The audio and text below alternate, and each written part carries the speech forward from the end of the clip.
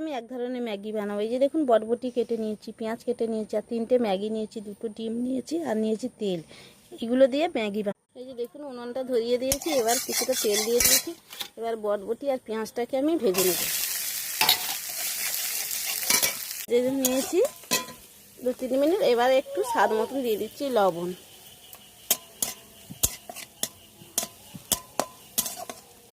এই যে দেখুন, একটু ভাজা ভাজা হয়ে গেছে। এবার যে 2টো ডিম ভেঙে রেখেছি, এবার এটাকে দিয়ে দেবো, দিয়ে একটু ভাজা ভাজা করে নেব। এই যে দেখুন, ডিমটাকে ভাজা ভাজা করে নিয়েছি। এবারে এখানে আমি জল দিয়ে দেবো।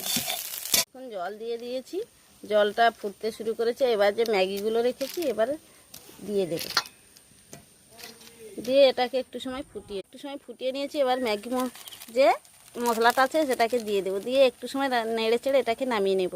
দেখুন, নামিয়ে নেওয়ার পরে দেখতে দেখুন কতটা সুন্দর হয়েছে। অবশ্যই এইভাবে বানাবেন।